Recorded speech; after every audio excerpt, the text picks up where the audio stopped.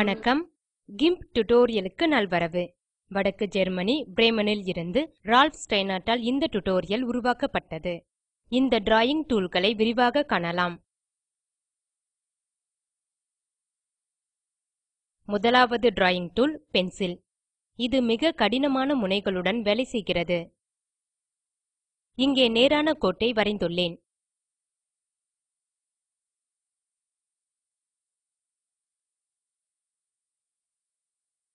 படத்தை பெரிதாக்குகிறேன் எனில் ஒவ்வொரு பிக்சலும் கருப்பிலோ வெள்ளையிலோ இருப்பதை காணலாம். வரைதலுக்கு பெயிண்ட் பிரஷ் ஐ தேர்ந்தெடுக்கும் போது மிருதுவான முனையுள்ள கோட்டை பெறுகிறோம். மீண்டும் பெரிதாக்கும் போது பென்சிலில் வரையும் போது சிதறலுடன் கடினமான கோட்டை காணலாம். பெயிண்ட் பிரஷ் இல் வரையும் போது மென்மையான கோட்டை பெறுகிறேன்.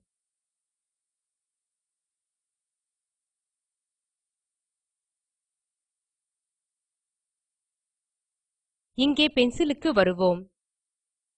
பென்சில் ஓரங்களில் மிக கூர்மையாக உள்ளதையும் பெயிண்ட் பிரஷ் மிருதுவாக உள்ளதையும் காண்க. ஆனால் இங்கே சிதறலை காண முடியாது. இது ட்ரிக் ஒஃப் தே எயே எனப்படும். இதை பெரிதாக்கும் போது இங்கே இது anti-aliased என காணலாம். இதுதான் பென்சிலுக்கும் பெயிண்ட் பிரஷ் க்கும் இடையேயான முக்கிய வேறுபாடு. மற்றபடி அவையும் அவற்றின் தேர்வுகளும் கிட்டத்தட்ட ஒன்றே.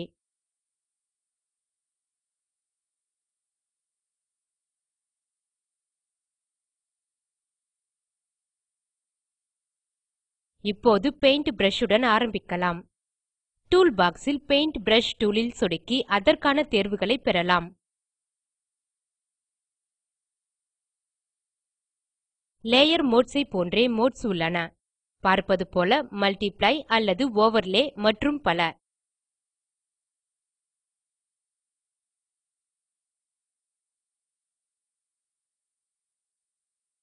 ஒபாசிட்டி ஸ்லைடர் இங்கே உள்ளது.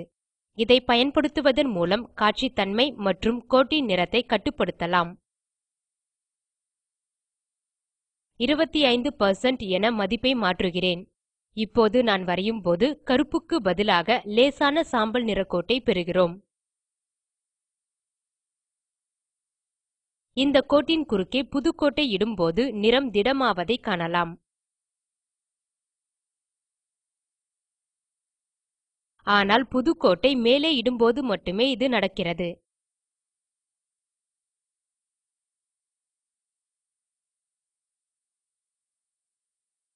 இந்த பகுதியை பெரிதாக்கி பெரிய பிரஷ் ஐ தேர்ந்தெடுக்கிறேன். இப்போது ஒரு கோட்டை வரையும் போது அது சாம்பல் நிறம். இரண்டாம் கோட்டை வரைகிறேன். இந்த இரு கோடுகளும் வெட்டும் பகுதி அடர் சாம்பலாக உள்ளது. இங்கே இப்போது மூன்றாவது கோட்டை வரைகிறேன். வெட்டும் இடம் மேலும் அடர் சாம்பலாகிறது. ஆனால் அதே கோட்டில் வரையும் போது அது கருமையை பெறவில்லை.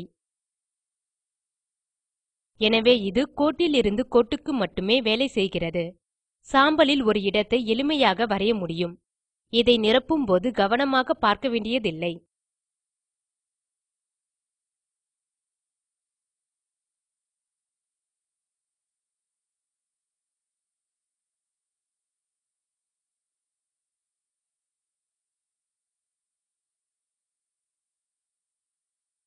இங்கே இன்கிரிமெண்டல் என்ற தேர்வை காணலாம்.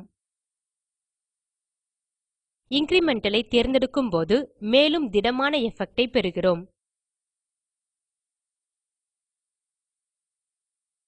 பிரஷ்களின் தேர்வுகளுக்கு செல்வோம். இங்கே இந்த பிரஷ் க்கான ஸ்பேசிங் 20% இருப்பதை காணலாம்.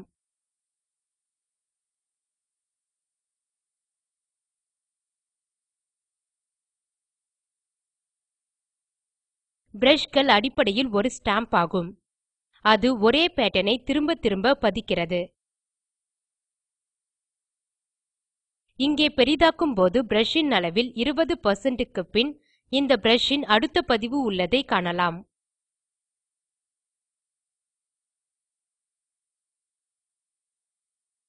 இங்கே ஒவ்வொரு பிரஷ் ம் ஒன்றன் மீது ஒன்றாக உள்ளது.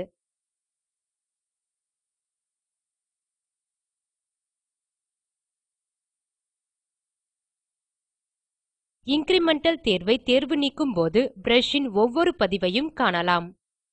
ஆனால் ஒன்றன் மீது ஒன்றாக இல்லை. இரண்டாம் கோட்டை ஆரம்பிக்க வேண்டும். இன்கிரிமெண்டல் ஐ தேர்வு செய்யும் போது மேலும் மேலும் வரையலாம்.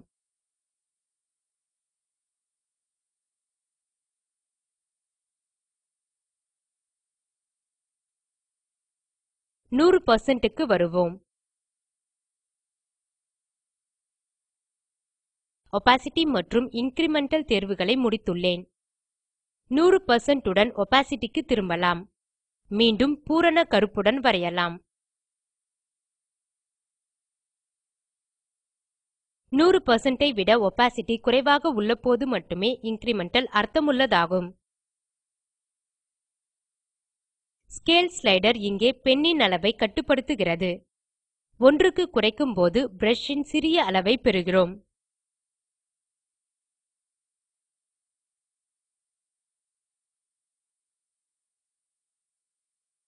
.05 என பிரஷ் ஐ அளவிடும்போது மிக நுண்ணிய கோட்டை வரையலாம்.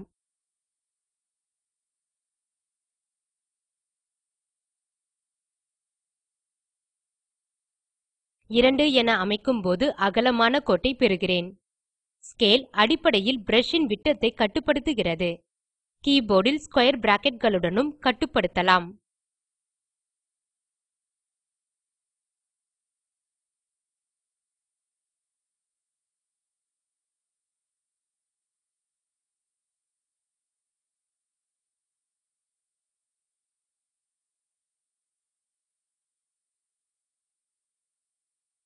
ஓப்பன் ஸ்க்வேர் பிராக்கெட் ன் உதவியுடன் பிரஷ் ன் அளவை குறைக்கலாம். குளோஸ் ஸ்க்வேர் பிராக்கெட் உடன் அளவை அதிகரிக்கலாம்.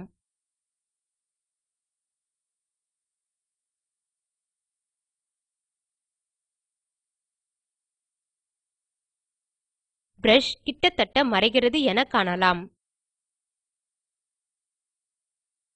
எனவே நான் வரையும் இடத்தை விடாமல் அளவை சரிசெய்ய முடியும்.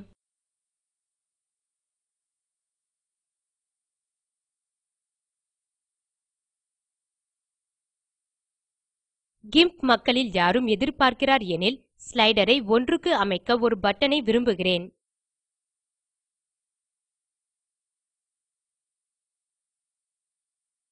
எனவே ஸ்கேல் தேர்வு முடிந்தது. பிரஷ் ஐ விரிவாக அடுத்த டியூட்டோரியல் காணலாம். இங்கே பிரஷர் சென்சிட்டிவிட்டி என்ற தேர்வு உள்ளது. படத்தை எடிட் செய்யும் போது இதை பயன்படுத்தலாம்.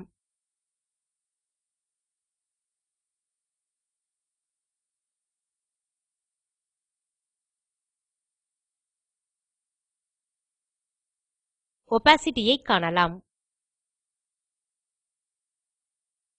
இப்போது அதிகமான அழுத்தம் இல்லாமல் நான் வரையும்போது சாம்பல் நிறத்தில் ஒரு கோட்டை பெறுகிறோம்.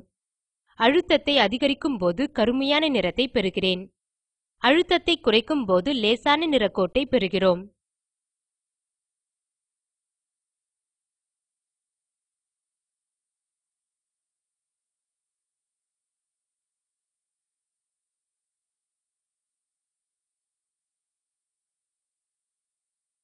மாஸ்க் ஐ வரைகிறீர்கள் எனில் இந்த தேர்வு பயனுள்ளது. இது முற்றிலும் பயனுள்ளது.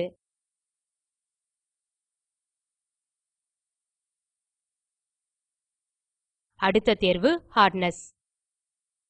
அதிக அழுத்தம் இல்லாமல் வரையும் போது மென்மையான ஓரங்கள் உள்ளன. அழுத்தத்தை அதிகரிக்கும் போது பெயிண்ட் பிரஷ் ஒரு பென் போல வேலை செய்கிறது.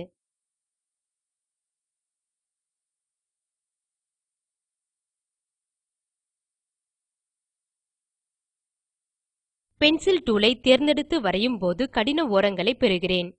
டேப்லெட் ஐ நன்கு அழுத்தினால் கடின ஓரங்களை உருவாக்கலாம்.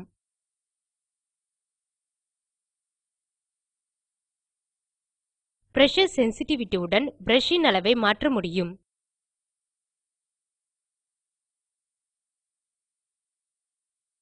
பிரஷர் சென்சிட்டிவிட்டி ஐ பயன்படுத்தி நிறத்தையும் மாற்றலாம். எனவே பேக்கிரவுண்ட் நிறத்திற்கு மற்றொரு நிறத்தை தேர்கிறேன். இங்கே இது எப்படி உள்ளது? எனவே இந்த சிவப்பு நிறத்தை தேர்வோம். போர்க்ரவுண்ட் நிறத்திற்கு நல்ல பச்சையை தேர்வோம்.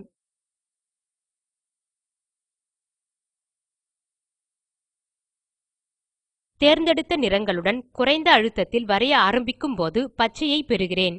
அழுத்தத்தை அதிகரிக்கும் போது சிவப்பை பெறுகிறேன். விடுவிக்கிறேன் எனில் பச்சை அல்லது பச்சை கலந்ததை மீண்டும் பெறுவோம். இடையில் பச்சைக்கும் சிவப்பிற்கும் இடையில் நிறம் மாறுகிறது.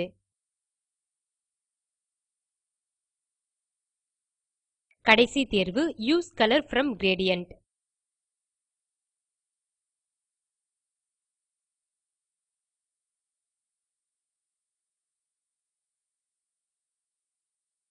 கிரேடியன்ட் ஐ தேர்ந்தெடுக்க ஃபைல், டயலாக்ஸ்,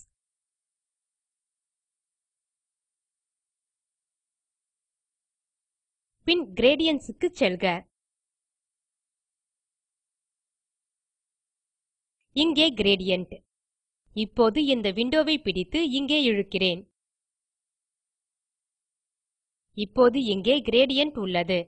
கிரேடியன்ட் ல் பேட்டர்ன்களின் ஒரு பெரிய தேர்வு உள்ளது. இதை தேர்ந்தெடுத்து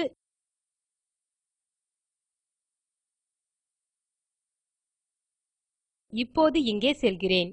இப்போது நான் வரையும் போது கிரேடியன்ட் ன் பேட்டர்ன் ல் வருகிறது.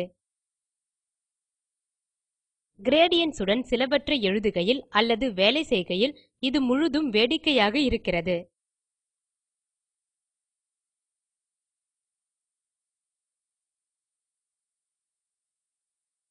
குழாய் அல்லது அது போன்றவற்றால் செய்யப்பட்டது போல இது தோன்றுகிறது. இவை கிரேடியன்ட் ன் தேர்வுகளாக இருந்தது. பிரஷ்களை பயன்படுத்தும் அனைத்து டூல்களுக்கும் இந்த தேர்வுகள் பொதுவானது.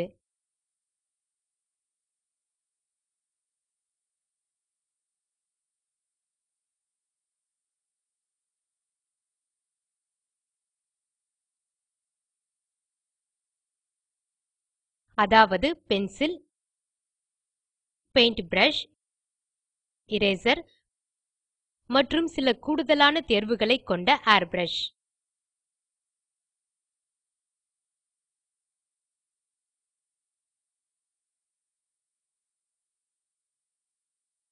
இங்க் பிரஷ் இல்லை, ஆனால் மற்ற பல தேர்வுகளை இது கொண்டுள்ளது. Clone tool, healing tool, perspective clone tool மற்றும் பிளர்,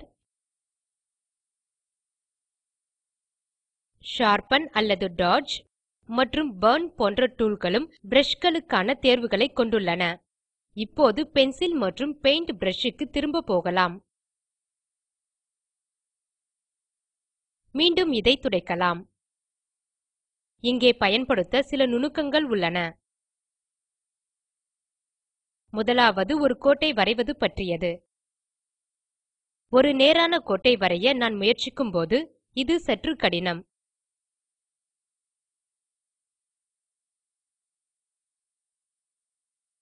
ஒரு கிளிக் செய்து ஒரு புள்ளியை அமைத்து பின் Shift கீயை அழுத்தவும்.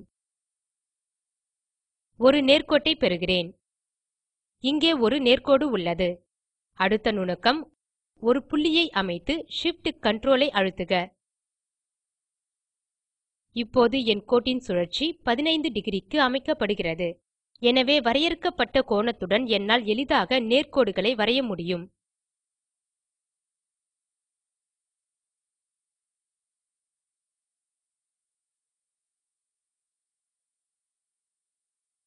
எனவே இங்கே மிகச்சிறந்தது. Shift கே உடன் உங்களால் செய்யக்கூடிய சில உள்ளன. அதற்கு கிரேடியன்ட் டூல் ஐ தேர்க.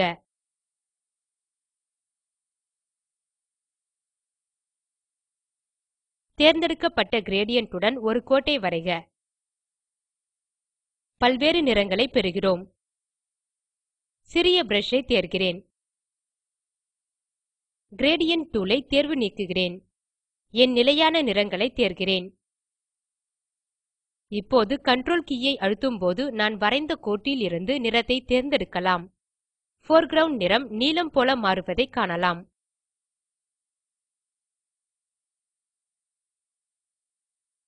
எனவே படத்துக்கு வெளியே ஏதேனும் இடத்தில் நன்றாக உள்ள ஒரு நிறத்தை எடுக்கலாம். படத்தில் ஏதேனும் ஒன்றில் வரைய விரும்பினால் உங்களுக்கு தேவையான நிறத்தை இது கொண்டுள்ளது. வெறுமனே அதன் மீது கன்ட்ரோல் கிளிக் செய்க. இந்த குறிப்பிட்ட நிறம் உங்கள் பாலெட்டில் உள்ளது.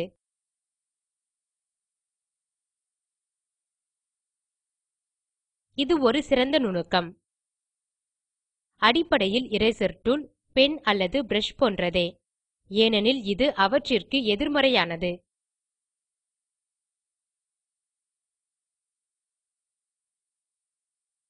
இரேசரும் வரையும், ஆனால் இது பேக்கிரவுண்ட் நிறத்தை கொடுக்கிறது. அதை இங்கே காணலாம்.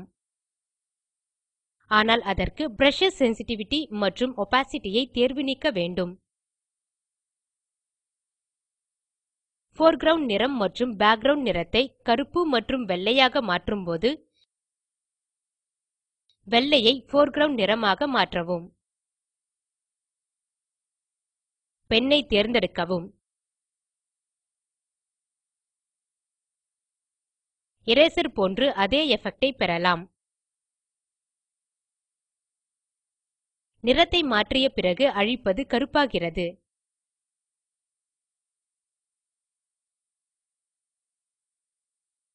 எக்ஸ் கே ஐ அழுத்துவதன் மூலம் போர்க்ரவுண்ட் மற்றும் பேக்கிரவுண்ட் நிறத்தை மாற்றலாம். பென்சில், பெயிண்ட் பிரஷ் மற்றும் இரேசர் ஐயும் விரிவாக முடித்துவிட்டேன்.